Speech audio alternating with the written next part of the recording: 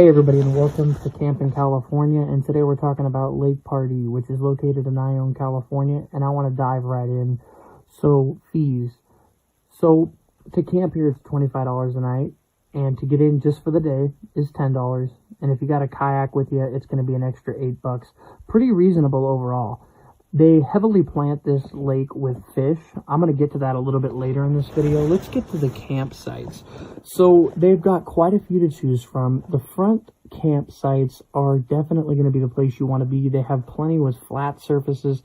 They've also got quite a few, if you have an RV, they've got full hookups.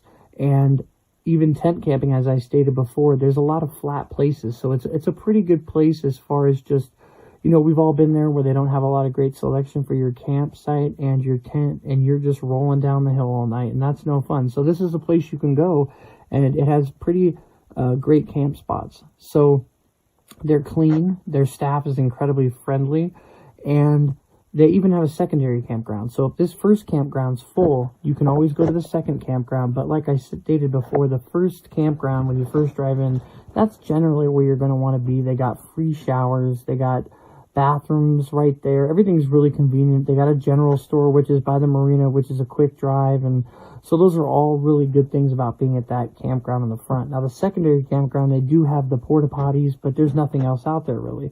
You do have some access to a part of the lake back there that at times can be pretty good for rainbow trout fishing. But in the past years, it's became less and less productive. So overall, if you're just looking for a great camp spot, I would definitely choose the front. And like I said, they got free showers, hot water, bathrooms, and the showers do close at 10. So if you're wondering how long those were open, until about 10 o'clock. They have the marina, I believe that's open every day until 5 or 5:30.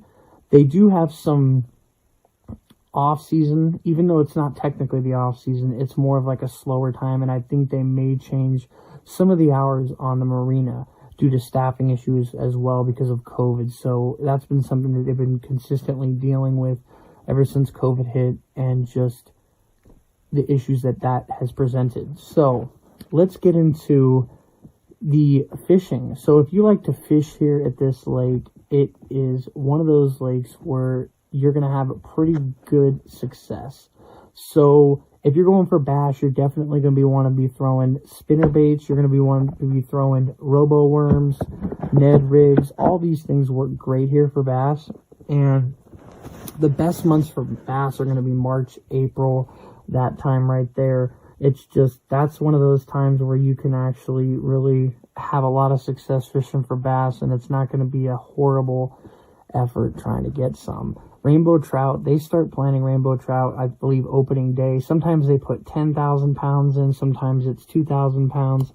It really depends. Sometimes they like to trickle them to bring more people in that opening weekend. But overall, it's an incredibly good place to catch rainbow trout. And a lot of people after plants, and even a couple days after, they like to throw a worm under a bobber, or they're going to want to use a cast master. I see a lot of people using lures. So power baits are a really popular thing here too. Colors you're going to want to use are white, green, rainbow, garlic.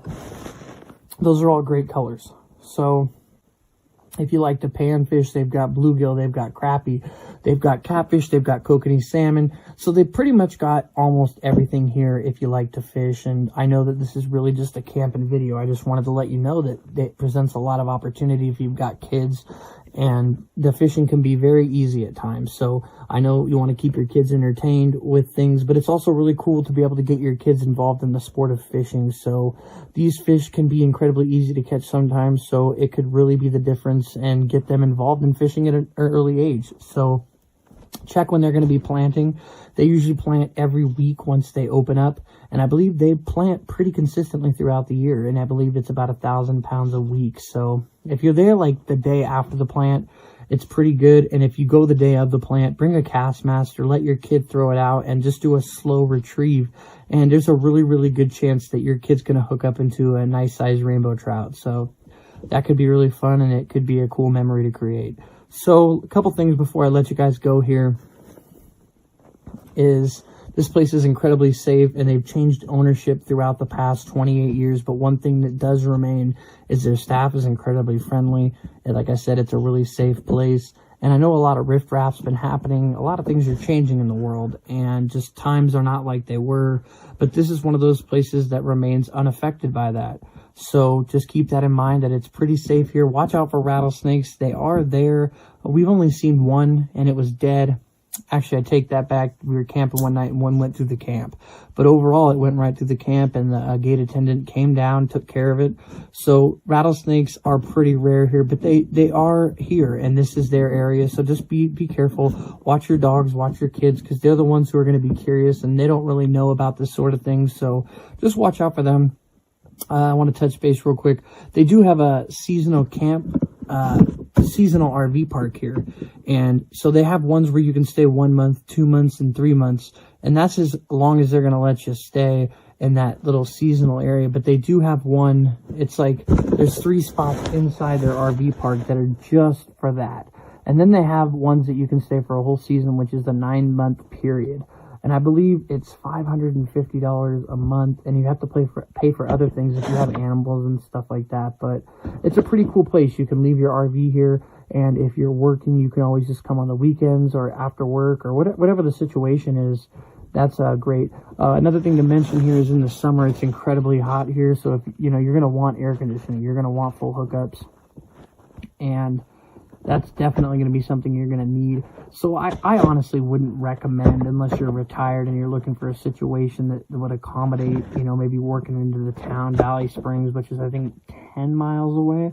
If you're trying to get a job there or something, I really wouldn't recommend staying here for the season. It is $500, $550 a month, but the thing of it is during that whole summer period, it's going to be almost 100 degrees every single day. You're going to be inside. It's going to be quite miserable. So there's particular months you're going to want to spend here, and then there's particular months you're not really going to want to spend here. So that's just something that you're going to have to gauge and make a decision based on weather. So you can actually probably go on Yahoo or Google and look up different weather patterns that lake has. So that way you can make the best choice and decision on whether or not you want to pick the certain months. So yeah, guys. Thanks for listening to the video. We hope you enjoyed this Campin' California video, and stay tuned.